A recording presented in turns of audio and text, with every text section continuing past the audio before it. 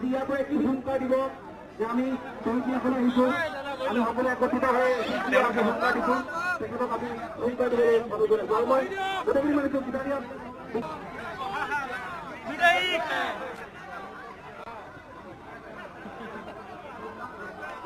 আজি শ্বহীদ দিৱসৰ দিনা এনেকৈ পুনৰবাৰ অসমীয়া ৰাইজ প্ৰথমে ওলাই আহি অসমীয়া অস্তিত্বৰ বাবে সংগ্ৰাম কৰিবলৈ লগীয়া হোৱাত সঁচাকৈ আজি দুখ পাইছোঁ। আজি উজান বজাৰৰ এই শ্বহীদ ন্যাসৰ সমীপত মই উজান বজাৰৰ পৰা অসম ভূমিৰ জীয়ৰী হিচাপে আজি ইয়াৰ পৰা হুংকাৰ দিছোঁ যে আমি কেবৰ বিৰোধিতা কৰি আহিছোঁ, কৰি যাম, কেব বাতিল কৰিবই লাগিব। বহুত শুনিলো, এতিয়া অসমীয়াই আৰু নুশুনে, এতিয়া কাৰ্যকৰী হ'ব লাগে, কেব বাতিল কৰিবই লাগিব।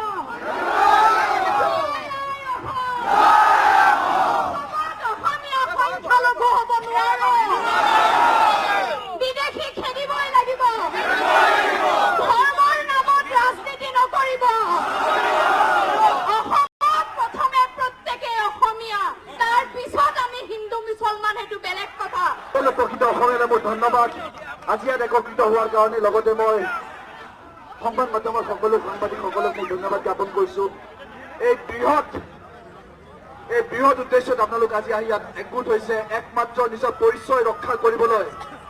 অসমীয়া হিচাপে আমি আমাৰ পৰিচয় হানি হ'বলৈ নিদিওঁ। আমি কেব নামানো, কেবক বাতিল কৰিবই লাগিব। এনেকুৱা এটা দুৰ্ভাগ্যজনক ঘটনা হৈ গ'ল কালি লোকসভাত, আৰু কাইলৈ ৰাজ্যসভাত কেবখন বাতিল হ'ব, এয়া মোৰ দৃঢ় বিশ্বাস।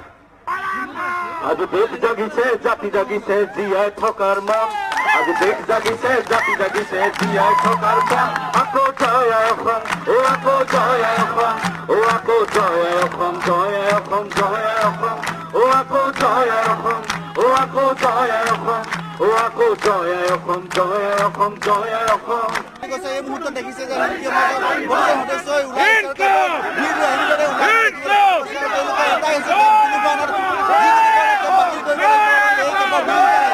প্ৰতিবাদী কাৰ্যসূচী গ্ৰহণ কৰা দেখিবলৈ পোৱা গৈছে।